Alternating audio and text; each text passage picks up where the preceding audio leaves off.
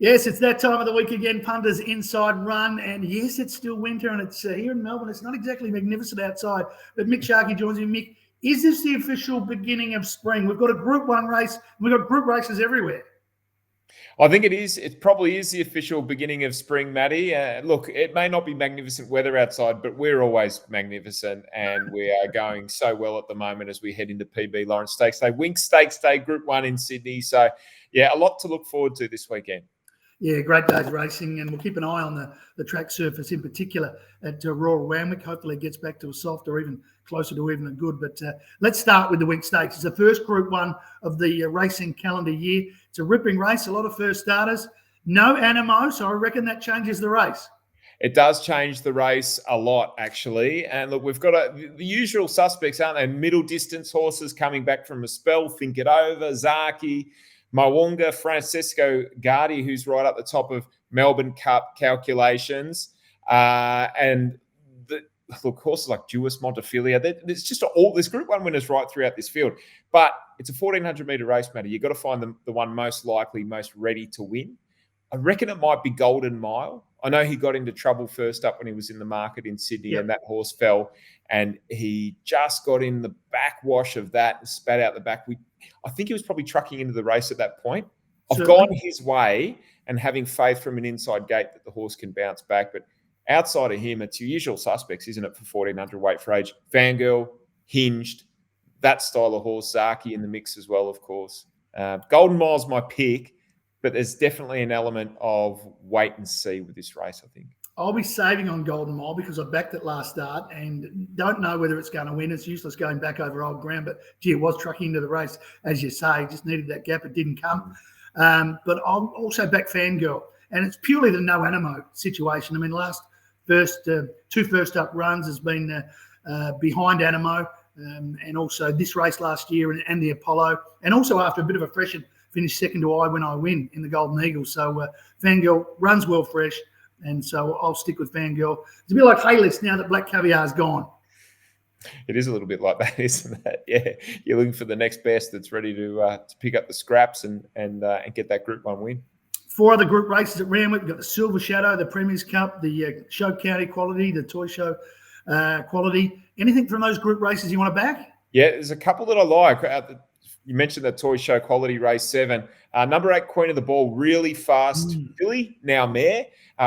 Good work at the trials up there in Sydney lately. Had the better of Nature Strip in a recent heat. She's a really sharp horse. I just think the Melbourne prep didn't quite work out for her last time around, but she's always been a filly that I was waiting to see into that spring 4-year-old mare season. We often see those really slick fillies once they put on a bit of bulk, a bit of muscle.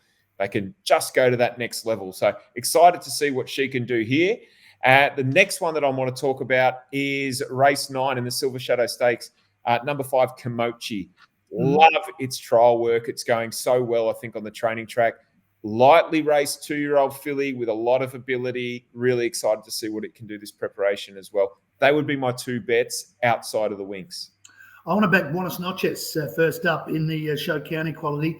Last prep, it's got form around In Secret and also form behind Giga Kick. But last prep, first up, it ran a couple of lengths behind Coolangatta, and it was over 1,000 metres in the Lightning. It just looked like it wanted 1,200 metres first up and gets that today or tomorrow at Randwick. So I'll go with Buenos Noches. Is there anything else you want to back in Sydney before we move to Melbourne? Jamie Carr's back. Yes. Race 3, number 4, Double Cherry. I know it's a big price. It's 26-1, but takes the ride for Annabelle Neesham. This horse in 2 runs that have been totally unsuitable distances hasn't looked like it's done a lot on paper, but its form over 1.5 miles and further in the UK is good. I'm just wondering, is Jamie Carr getting aboard one here, getting to its right trip that might be able to jump out of the ground at a price? Just putting it out there, Matty. All right, you can have the Double Cherry on top. I want to back Time to Boogie in the last one here in a benchmark 72, 2 races back. Then was in a real battle royale with Brudenell. Came out just second last time, but I don't think this is a strong benchmark 78. And Rachel King has a wide barrier, but I don't think there's much speed in the race and might be able to get to the front. All right, that's Randwick. Let's turn our attention to Caulfield. The PB Lawrence, Mr. Brightside looks a good thing, doesn't it? Well, maybe. He won this race last year. He beat I Am Superman. It was only a narrow margin at the post. Look, He is the absolute benchmark on exposed form. He sets the benchmark for a good horse in this race.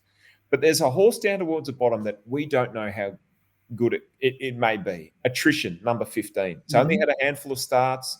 We know it's definitely group class. It was runner-up in the Guineas before it went to the paddock last time around. 6 starts, 4-year-old, weight for age group 2 that I reckon is gettable.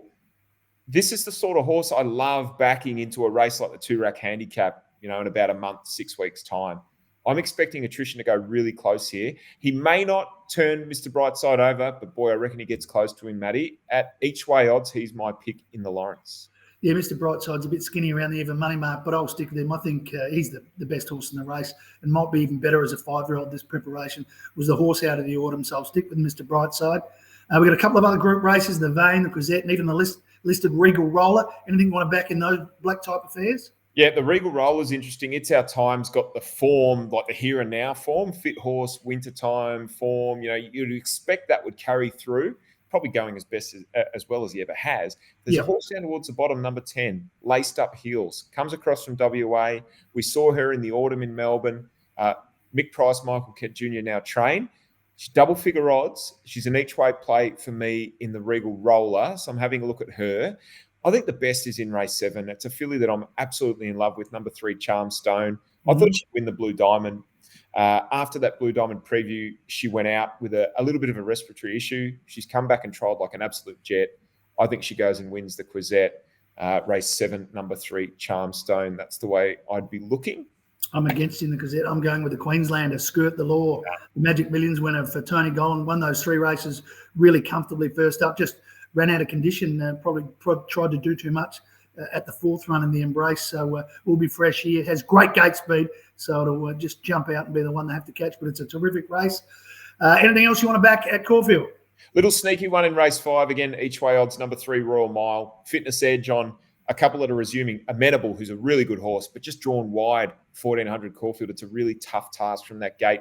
Another one to watch out of that race is Carini, number 8, formerly owned by the Aga Khan over there in France. It's now with Danny O'Brien. It's been gelded. Jump out work has been good.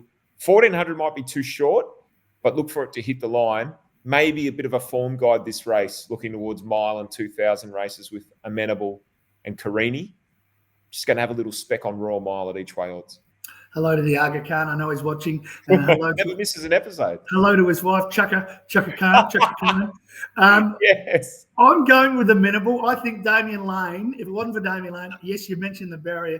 I think Damien Lane can do something. He's a classy rider, as we know. This horse is a benchmark 84, and this had the last 5 runs at group level. So I'll stick with Amenable. But great talking to you as always, Shark. It's an exciting weekend of racing. Let's hope the weather's kind to us in both states, and let's keep the winners rolling.